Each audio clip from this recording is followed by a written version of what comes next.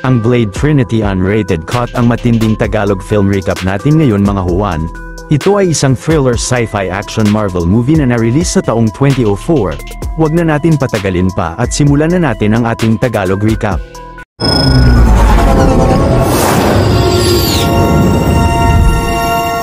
Sa Syrian desert sa Iraq, ang isang grupo ng mga vampira ay pinasok ang isang ancient temple. Nang nasa loob na silang lahat ay natagpuan ng isa sa kanila ang sekretong lagusan sa ilalim. Ang mga vampira na ito ay sina Danica Talos, Ash Talos, at Jarko Grimwood na kasama ang mga tauhan nila. Hinahanap ni Danica sa templo ang nilalang na base sa impormasyon nila ay 4,000 taon na itong nakalibing roon. Ilang saglit ay biglang may umatake sa isa sa mga kasamahan ng grupo at agad na lumabas ang halimaw mula sa libingan nito. Sa sunod na eksena si Eric Brooks o si Blade na mas kilala ng mga vampira na si Daywalker ay pinasabog ang abandonadong storage facility na isang hideout ng mga vampira. Magaling na ginawang abo ng bida ang lahat ng mga kalaban niya sa paligid gamit ang kanyang mga silver na sandata at baril na may silver bullets. Ang iba ay sumakay ng kotse upang makaalis ng lugar at ang iba ay tinangkang sagasaan si Blade pero nagawa niyang pagbabarilin sila at sumabog sa kalapit na poste roon. Pagkatapos ay tumalon si Daywalker sa truck na minamaneho ni Abraham Whistler at sumakay sa kanyang kotse upang habulin ang mga vampirang tumakas sa kanya. Kalaunan ay bumangga sa kotse ni Blade ang isa at nakapasok sa loob pero agad na binaril niya ito at ang isa pa ay nagawa niyang masagasaan. Hindi nagtagal ay nabangga niya ang huling kotse ng mga kalaban na biglang tumaob sa gilid ng kalsada. Pagkatapos ay binaril niya ng silver stake ang vampirang lumabas sa sasakyan subalit hindi ito naging abo dahil isa pala siyang familiar o taong alipin ng mga vampira. Kinukuhaan na pala si Blade ng video ni Danica sa pagpatay niya sa lalaki at nang dumating ang mga pulis sa lugar ay nagmadaling umalis na siya roon. Maya-maya ay nakabalik na ang bida sa panibagong hideout nila at binigay sa kanya ni Whistler ang isang inhaler na nalikha raw ng mga kaibigan niya. Magagamit ito ni Blade upang ma-inhale agad ang serum niya kahit pa nasa gitna siya ng misyon nila. Sa kasalukuyan na yon ang video na na-record ni Danica kay Blade ay sinend na niya sa FBI Regional Headquarters. Ang mga FBI agents naman na sina Ray Cumberland at Wilson Hale ay agad na umaksyon upang mahuli si Blade. Sa sunod na eksena sa House of Talos ay kusa palang sumama kina Danica ang nilalang na natagpuan nila sa templo at pinapakain nila siya ng maraming tao. Pinuntahan ng babae ang nilalang sa chamber nito na si Dracula pala at tinatawag na ng mga vampira na si Drake. Pinaliwanag ni Danica kay Drake na nais nila na pamunuan niya sila at patayin ang kinakatakutang vampire hunter ng lahat na si Blade. Sa sunod na araw si Whistler ay bumili ng dyaryo sa labas subalit ang buong team ni na Agent Ray ay nakita siya roon at sinundan nila siya. Ilang saglit ay sinabi ng matanda kay Blade na kalat na sa media ang pagpatay niya sa lalaki nakaraan at nangangamba raw siyang kalaunan ay hindi lang mga vampira ang magiging kalaban nila kundi pati na rin ang mga tao. Sa kasalukuyan na yun ng isang grupo ng mga binatilyong vampira sa isang train station ay nakakita ng ginang na may dalang sanggol. Dahil naman natakam sila sa dala nitong baby ay sinundan nila siya. Nang naghintay roon ang ginang upang sumakay ng tren ay mabilis na kinuha ng mga binatilyo ang sanggol niya pero isa lang pala itong manika na nag-spray sa kanila ng garlic serum. Ang nagpanggap na ginang ay ang magaling na vampire hunter na si Abigail Whistler na ang babaeng anak ni Abraham Whistler. Walang kahirap-hirap na ginawa niyang abo ang mga vampirang binatilyo gamit rin ng mga silver na patalim niya at ang UV arc laser. Maliit na pabor lang mga huwan. Kung mahilig kayo sa mga ganitong Tagalog recap ay huwag niyong kalimutan na mag-subscribe sa channel natin dahil marami pa tayong upload na mga exciting na recap katulad nito.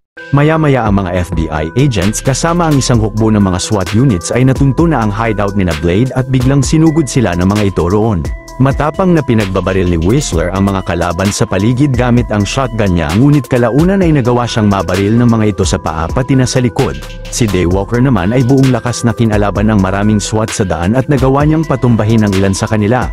Habang ang matanda ay nagset na ng mga timer sa lahat ng mga computer nila upang pasabugin ang mga ito. Patuloy na umatake ang bida ng mga kalaban sa labas subalit nang na-corner na si Whistler ng mga SWAT ay agad na pinasabog niya ang buong hideout nila na kasama siya sa loob. Labis na kinalungkot ito ni Daywalker ngunit mabilis na napalibutan na rin siya ng mga SWAT units ni na Agent Ray. Kasama si Agent Wilson ay dinala nila si Blade sa kalapit na police headquarter at pinuntahan siya roon ng psychiatrist na si Dr. Vance upang magsagawa sa kanya ng psychiatric evaluation. Dahil hindi sila naniniwala sa adikain niya na puksain ang mga vampira at sa tingin ng lahat ay wala siya sa katinoan. Maya-maya ay diniklara ni Dr. Vance na isang psychotic si Blade at sa suporta ng Chief of Police na si Vreed ay plano nilang dalhin siya sa psychiatric facility. Pagkatapos ay nagturok ang doktor ng pangparalisa sa bida at binunyag nito na isa pala siyang familiar ng mga vampira pati na rin si Chief Vreed. Hindi nagtagal sina Danica ay nagpanggap na mga empleyado ng psychiatric hospital upang mapuntahan at kunin si Blade sa interrogation room. Pero biglang pinatumba ang isang kasamahan nila ng vampire hunter na si Hannibal King at binigyan ng serum inhaler ang bida. Ginawa niyang abo ang iba pang vampira ngunit agad na na-overpower siya ni Grimwood. Nang nanumbalik na ang lakas ni Daywalker dahil sa serum ay nagmadaling umalis sa silid ang magkapatid na sina Ash at Danica. Pagkatapos ay malakas na pinatalsik ng bida si Grimwood palabas roon. Kasama naman si Abigail Whistler ay magaling na nagpatumba sina Blade at King ng maraming mga kapulisan ng headquarter na umaatake sa kanila sa daan. Ngunit hindi nagtagal ang tatlo ay nagawang ma-corner ng grupo ni na Grimwood at ng maraming pulis ng gusali pero si Daywalker ay mabilis na dumaan sa air vents upang makaalis roon. Naisipan ni Abigail na gamitin ang palaso niya na may UV light upang matamaan ang isang vampira at mapatay ito. Kahit ang isa pang kalaban ay hindi rin nakatakas sa high-tech na palaso ng babae. Paglabas nilang dalawa sa building ay nakalabas na rin roon si Blade na nakalimutan lang pala ang acid-edged sword niya ngunit agad na napalibutan na sila ng mga kapulisan sa paligid. Mabilis na dumating sa lugar ang isa pang kasamahan ni na King na si Dex at nagmadaling sumakay sila sa kotse nito. Galit na hinabol pa rin sila ni Grimwood pero agad na pinana ito ni Abigail sa ulo. Maya-maya ay nakarating na sila sa kanilang hideout at pinaliwanag ni na King kay Blade na ang pangalan ng grupo nila ay ang Night Stalkers. Ang iba pang miyembro ng grupo ay ang bulag na si Summerfield at ang anak nito na si Zoe, at ang weapons technician na si Hedges. Sila ang mga kaibigan ni Whistler at ang nais raw ng matanda ay tulungan nila si Blade sa mga misyon niya. Ngunit ang bida ay duda na epektibong matutulungan siya ng Night Stalkers dahil sa mga amateurs pa lang ang mga ito sa pagiging vampire hunters at kanina lang ay na-overpower pa si King ni Grimwood nang tinulungan siya nitong iligtas. Nasabi naman ni Abigail na gustuhin man o hindi ni Blade ay sila lang ang makakatulong sa kanya. Samantala si Danica ay labis na naiinis sa pakikialam ni na King sa plano nila pero si Drake ay napagdesisyonan na siya naman ang haharap kay Daywalker. Sa sunod na eksena si King ay sinabi sa bida na dati siyang familiar ng House of Talos hanggang sa ginawa siyang vampira ni Danica. Pero kalaunan ay nakaharap niya si Abigail at sina Summerfield ay pinainom siya ng vampire cure upang maging tao muli. Kamakailan lang ay nadiskubre nilang nagsasagawa sina Danica ng research upang mahanap ang legendary creature na si Dracula o mas kilala na ngayon ng mga vampira na si Drake. Ayon sa history ay siya ang kauna-unahang vampire na namuhay ng ilang libong taon at bigla na lang nawala. Malaki ang kutob ni na King na may napakasamang plano sina Danica kasama si Drake pero sa tulong ni Summerfield ay nakalikha sila ng biological weapon na ang Daystar. Ito ay isang virus na tina-target lang ay mga vampira at kapag nakalat nila ito sa hangin kahit isang beses lang ay mauubos na nila ang lahat ng mga vampira sa mundo. Ngunit upang maging epektibo ang Daystar ay nangangailangan ito ng mas malakas na DNA at ito ay nasa purong vampirang dugo ni Dracula. Samantala si Drake na hindi rin pala namamatay sa sikat ng araw o isang Daywalker ay pumasok sa isang shop na puno ng mga Dracula items at merchandise. Dahil sa labis na galit ay pinatalsik niya ang lalaking cashier at sinipsip ang dugo ng babaeng clerk ng shop. Sa sunod na araw si Daywalker kasama sina King at Abigail ay sinimulan na tumugis ng maraming familiar ng mga vampira sa iba't ibang lugar upang mahanap ang lokasyon ni Dracula. Buong lakas na nagpatuloy na nagpatumba ang tatlong vampire hunters ng mga familiar. Kalaunan ng isa sa mga ito na sinabit ni Blade sa isang gusali ay nalaman nilang tauhan ni Dr. Vance dahil tinawagan siya nito. Pagkatapos ay pinuntahan naman nila ang Vance Institute building at magaling na pinabagsak rin ni na Daywalker ang lahat ng mga empleyado at security personnel ng gusali na humaharang sa kanila pati na si Police Chief Reed. Subalit pagpasok nilang tatlo sa opisina ni Vance ay napatumba na ito ni Drake na nagaya pa ang itsura ng doktor. Mabilis na nag-cover siya sa likod ni King at sinaksak niya ito sa dibdib pagkatapos ay agad na tumalon siya sa bintana ng building. Nagmadaling hinabol ni Daywalker si Drake na tumakbo sa mga kalsada ng syudad at hindi nagtagal ay tumakbo naman siya sa loob ng isang apartment. Paglabas ng kalaban sa isang silid ay may dinukot siyang sanggol at ilang saglit ay natagpuan ito ni Blade na nasa tuktok ng apartment. Natanong niya rito kung bakit hindi siya namamatay sa sikat ng araw at sumagot si Drake na dahil siya ang unang vampira na may kakaibang mga abilidad. Ito rin ang dahilan kung bakit nais ni na Danica na lumikha ng mga Daywalkers mula sa kanya. Bigla naman hinagis ng kalaban ng sanggol na agad na nasalo ng bida ngunit mabilis na nawala roon si Dracula. Maya-maya ay nakita ni Blade si King na nagpapagaling na mula sa saksak na natamo nito kanina. Sa sunod na eksena ay nadiskubre ni Summerfield ang lokasyon ng malaking laboratory ng House of Talos na ang Biomedica. Agad na pinuntahan ito ni Blade at mabilis na ginawang abo ni Abigail ang babaeng vampira roon. Pagkatapos ay kasama si Chief Vreed ay pinasok nila ang malaking pasilidad na ayon kay Chief na yun ang facility kung saan nagha-harvest ang mga vampira ng dugo mula sa daan-daang homeless na tao. Ang mga ito ay pinanatili nilang buhay habang nasa estado ng coma ang utak. Ngunit dahil sa labis na galit ng bida ay pinatakbo niya si Vreed palayo roon at agad na binaril ito.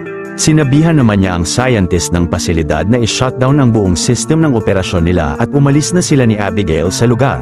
Samantala si Dracula na nagpalit ng anyo bilang si Whistler ay pinasok ang hideout ng Night Stalkers at inatake niya si King. Nang napansin ni Summerfield ang pag-malfunction ng power supply nila ay pinagtago niya si Zoe sa air vents roon. Ilang saglit ay nadaanan niya sina Dex at Hedges na walang awang pinatumba ni Drake. Kalaunan ay inatake na rin ng kalaban si Summerfield at agad na nahanap niya si Zoe sa loob ng air vents upang dukutin. Pagbalik ni Daywalker sa kanilang hideout ay wala na sa kama nito si King at nadatnan nila sina Dex na nakahandusay sa sahig. Si Summerfield naman ay nakita nila na nakatali sa shower room na wala na ring buhay at labis na kinalungkot ito ni Abigail. Sa sunod na eksena ay nagising si King na bihag na ng mga vampira at napansin ang alagang aso ni Grimwood na ginawa nilang vampira dahil parte rin ito ng eksperimento nila upang makalikha ng mga Daywalker. Sinabihan naman siya ni Danica na sabihin sa kanila ang nalikha nilang sandata, kundi ay gagawin uli siyang vampira ng babae at iiwan sa kanya ang batang si Zoe upang lapain niya ito sa labis na kagutuman sa dugo. Pero kahit anong pilit ng mga kalaban ay nagmatigas si King at hindi niya sinabi sa mga ito ang nalikha nilang biological weapon. Samantala ang isa pang miyembro ng Night Stalkers na si Calder ay dinala sina Blade sa isang pasilidad kung saan nalikha ni Summerfield ang Daystar virus na nilagay nito sa isang arrowhead. Pagkatapos ay pinanood niya sa kanila ang video message ng babae na sinasabing magiging epektibo lang ang Daystar kung mahahalo ito sa dugo ni Drake. Ngunit kinulang siya ng oras upang itest kung ikamamatay rin ba ito ni Blade dahil sa pagiging half-vampire niya. Ilang saglit ay naghanda na sina Daywalker at Abigail sa pag-atake nilang dalawa sa House of Talos. Nagdala sila ng maraming mga silver na patalim at mga baril pagkatapos ay umalis na sila sa kanilang hideout. Sa kasalukuyan na yun si King ay binantaan sina Danica na nalaman na ng grupo nila ang lokasyon niya. Dahil ang bawat isa sa kanila ay naglagay ng maliliit na tracking device sa katawan at malamang ang mga kasamahan niya ay papunta na roon. Kalaunan ay biglang inubo si Grimwood at sina Danica ay nanghina dahil sa mga silver powder na kinalat ni Abigail mula sa mga air vents. Pagkatapos ay pinasok ng bida ang selda at magaling na pinatalsik niya si Grimwood palabas roon. Nagtakbuhan silang lahat palayo kay Blade habang ang Daywalker ay buong lakas na kinalaban ng napakaraming familiar na mercenary ng House of Talos sa daan.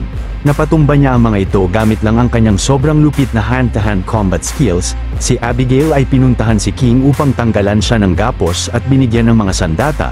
Ilang saglit ang babae naman ang magaling na umatake sa iba pang mga mercenary ni Danica sa paligid habang ginagamit sa mga ito ang kanyang silver na patalim sa boots upang gawing abo ang mga kalaban. Sa sunod na eksena si Blade ay sinugod na ng mga vampirang tauhan ng House of Talos pero agad na napapabagsak niya ang karamihan sa kanila gamit ang dalawang baril niya na may silver bullets at ang kanyang silver stake. Hindi nagtagal ay nakita na roon ni Abigail si Zoe at mabilis na ginawang abo ang isang vampira na umatake sa kanya gamit ang UV laser arc. Samantala si King nakakalabas lang ng selda ay hinabol ng mga vampirang aso ni Grimwood pero nagawa niyang mahulog ang mga ito sa bintana. Subalit bigla siyang bumagsak pabalik sa selda niya at galit na inatake rito ni Grimwood. Sa kasalukuyan na yon sa patuloy na pakikipagsagupaan ng bida sa mga mercenary ni Danica sa gusali ay kalaunan ay nakaharap na niya si Dracula. Tinanggal niya ang kanyang jacket at agad na sinimulan ng bakbakan nilang dalawa. Si King naman ay matapang na kinalaban si Grimwood at sa umpisa ay nagagawa niyang makalamang rito at nabalian pa ng buto sa kamay ang kalaban. Ngunit madali pa rin siyang na-overpower ng vampira at ilang beses na nagagawang mapatumba nito. Samantala si Daywalker na nakikipagtunggali kay Dracula ay labis na nahihirapan dahil sa galing makipaglaban nito gamit ang kanyang espada. Ilang saglit si Ash ay babarilin na si Blade pero agad na pinana siya ni Abigail pati na rin ang dalawang tauhan nito sa di kalayuan. Maya-maya si King na buong lakas na hindi sumukong kalabanin si Grimwood ay nagawang makakuha ng isang UV bullet at nilagay niya ito sa bibig ng kalaban at sa wakas ay nagawa na niya siyang gawing abo. Sa sunod na eksena si Daywalker habang nasa gitna ng sagupaan kay Dracula ay tutulungan na siya ni Abigail. Pinagbabaril siya ni Danica mula sa baba pero mabilis na pinigilan ito ni King. Sa pagpapatuloy ng sobrang init na sagupaan ni Daywalker laban kay Dracula ay hindi nagtagal ay nagawa niya itong mapatalsik ng malakas, ngunit nang agad na inatake siya nito ay nahulog ang espada niya. Galit na nakipagtunggali si Drake sa bida pero nagawa rin niyang mapatalsik ang espada ng kalaban. Subalit agad na hinampas siya ni Drake ng matindi sa sahig at nagpalit ng anyo upang ipakita ang tunay na itsura niya kay Daywalker. Dito na mas lalong lumakas si Dracula at walang kahirap-hirap na na-overpower na niya ang bida at napapatalsik pa siya ng ilang beses ng halimaw. Tatapusin na ng kalaban si Blade gamit ang espada niya at nang pinana siya ni Abigail mula sa di kalayuan gamit ang palaso na may virus ay agad na nagawa niyang pigilan ito. Pero si Daywalker ay dinampot ang palaso at agad na sinaksak kay Drake. Mabilis na kumalat sa lahat ng mga vital organs ni Dracula ang Daystar virus ni Summerfield at nang kumalat sa hangin ang mga cells ng dugo niya ay humalo sa mga ito ang mga virus. Sa kasalukuyan na yun si Danica na nagawang bugbugin si King at nasakal pa sa leeg ay tinamaan ng Daystar virus at agad na kinamatay niya ito. Maging ang lahat ng mga vampirang tauhan ng House of Talos ay nagsibagsakan na rin matapos na makalanghap ng virus mula sa hangin. Si Drake naman na labis na nanghihina na ay sinabihan ng bida na kahit na mamatay siya ay may future pa rin ang mga vampira habang nabubuhay si Blade. Pagkatapos ay bumagsak na si Dracula at ilang saglit ay nadatnan ni na Abigail si Daywalker na hindi na tumitibok ang puso. Sa sunod na eksena pagpunta ng grupo ni na Agent Ray sa gusali ay mga abo na lang ng mga vampira sa sahig ang nakita nila maliban sa katawan ni Blade. Maya-maya ay magsasagawa na ang FBI ng autopsy sa labi ni Daywalker ngunit ito pala ay si Drake na mabilis na pinatumba sina Agent Ray at ang mga scientist ng laboratorio. Ang bida pala ay bumagal lang ang pagtibok ng puso noong tinamaan ng virus at ngayon ay nagpatuloy na naglakbay sakay ng motor niya. Sa alternate ending o deleted scene, pagkalipas ng 6 na buwan sa Shanghai, China, si Hannibal King kasama si Calder ay pumasok ng isang kasino at madaling pinatumba niya ang mga security personnel roon na humaharang sa kanila. Ilang saglit ay natagpuan ni Abigail sa kasino ang isang werewolf at agad na sabay itong binaril ni na King. Dito na nagwawakas ang istorya ng pelikula. Kung natuwa at nagustuhan nyo ang ating tinampok na pelikula ngayong araw ay maaari nyo rin panuorin ang iba pang mga Tagalog recaps natin sa main page ng ating channel, at syempre huwag nyong kalimutan na mag-like, subscribe at mag-hit ng notification bell dahil marami pa tayong tatampok na exciting na mga pelikula sa mga susunod na linggo. See you on the next one mga Juan.